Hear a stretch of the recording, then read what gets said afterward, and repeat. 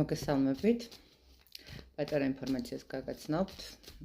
ესე იგი 9 და 10 ოქტომბერს შეგიძლიათ სრულ დიაგნოსტიკაზე მიიღოთ 70%-იანი ფასდაკლება, ანუ 150 ლარის ნაცვლად მხოლოდ 45 ლარი იქნება სრული დიაგნოსტიკა.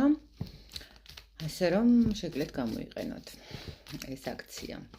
გაითვალისწინეთ, რომ ეს მხოლოდ 9-ში და 10-ში იქნება 9 ოქტომბერს და 10 ოქტომბერს. ეხლა რაც შეეხება გაშლას, მოდით ვნახოთ პარტნიორის ფიქრები თქვენთან მიმართებაში, რას ფიქრობს თქვენთან ურთიერთობაზე პარტნიორი. მოდით ვნახოთ ჯერ ვინ არის. ადამიანი ამ ეტაპზე არის ძალიან გადართული მატერიალურ მდგომარეობაზე, ფინანსური კუთხით, შესაძლებელია ტერიტორიულადაც რაღაცა მქონდეს ისეთი ცოტა გასვლითი სამუშაო, ან შესაძლებელია რომ არც იყოს ტერიტორიულად ახლოს.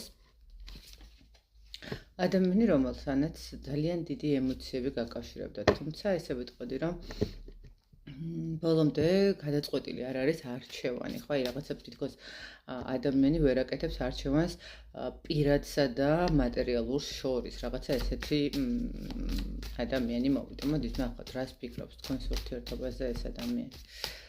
მისი ფიქრები თქვენს ურთიერთობაზე. მას სურს, რომ რაღაცნაირად დააბალანსოს და ზომიერება შეინარჩუნოს, არც გაგიშვათ და არც ბოლომდე გადმოდგას ნაბიჯი. რას ფიქრობს? იმას ფიქრობს, რომ ნახეთ როგორ მომენტია.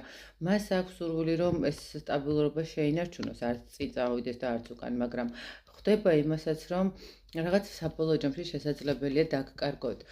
თუმცა მას აქვს თქვენს მიმართ ძალიან დიდი ვნება, ძალიან დიდი ემოციები, ესე რომ ვთქვათ, ხო? მაგრამ არ ვიცი, აქ შესაძლებელია თქვენი ურთიერთობა არის დაფარული მდგომარეობაც რაღაც მომენტში. ხო, ბოლომდე როდესაც ადამიანი არ ამჟღავნებს და არ ამბობს ურთიერთობებზე, ხო? ან ვთქვათ, არ იცნობთ მის სამეგობროზე, მაინც არ არის სამკუთხედი იყოს, ხო? ნუ ყოველ შემთხვევაში არ იცნობთ მის წრეს. ადამიანს თქვენი დაკარგვა ნამდვილად არ უნდა. იმასაც ხვდება, რომ თუ ესე გააგრძელა, შესაძლებელია რომ თქვენს ურთიერთობას ძალიან დიდი პრობლემები შეექმნეს. იმასაც კარგად იაზრებს, რომ თქვენთან მიმართებაში ძალიან დიდი ვნება და ემოცია აქვს, მაგრამ მაინც რატომღაც თვლის, რომ ჯერჯერობით მისთვის უფრო მისაღებია იყოს ეს გასაიდუმლოებული ურთიერთობა, ისე როგორც ეხლა ხართ.